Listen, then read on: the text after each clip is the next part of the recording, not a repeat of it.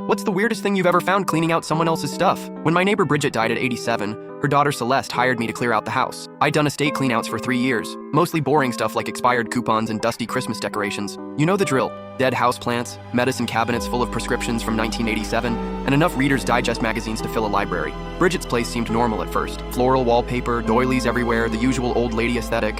Her kitchen smelled like vanilla and mothballs. I started with the easy stuff, closets full of polyester pantsuits and shoes that hadn't been worn since Clinton was president.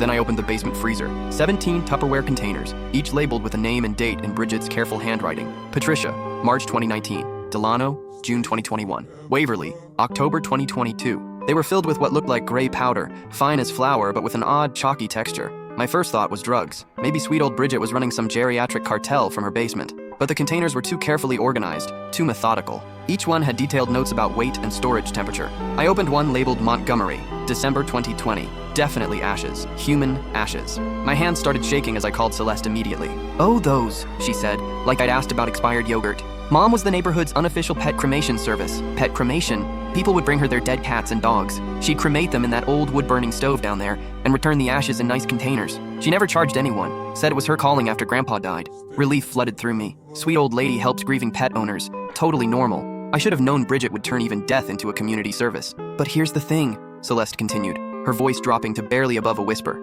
I found Mom's journal last week. She kept detailed records of every cremation, weights, temperatures, duration. Very scientific, okay? The math doesn't add up. She recorded cremating 23 pets over 5 years, but you just said there are 47 containers in that freezer. My blood went cold. I looked back at the neat rows of Tupperware, each one labeled with someone's name. Celeste, what are you saying? I'm saying Mom might have been cremating more than pets. I hung up and called the police. Detective Ramos arrived within an hour, took one look at the freezer, and immediately called for backup. 2 hours later, the basement was crawling with forensics techs in hazmat suits. 3 days later, they confirmed what we'd suspected. Only 12 containers actually contained pet remains. The others were human, specifically fingernails, hair, and small bone fragments that had been carefully incinerated. Bridget had been collecting pieces of every person who'd entered her house for 5 years. A clipping from my uncle's beard when he'd helped her move furniture, hair from my sister's brush after she'd done Bridget's grocery shopping, nail trimmings from anyone who'd gotten a manicure at her kitchen table, something she offered to half the women in the neighborhood. Her journal revealed the extent of her obsession. She believed she could preserve people's souls by keeping pieces of them.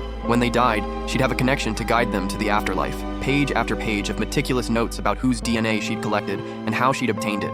The creepiest part? She had a container labeled with my name. Devon, February 2024. I never remembered leaving any hair or nails at her house, but apparently she'd been patient enough to wait for the right opportunity. The house sold within a month. The new owners have no idea their basement once contained a bizarre shrine to neighborhood DNA. Sometimes I wonder if Bridget was completely crazy, or if she knew something about death that the rest of us don't.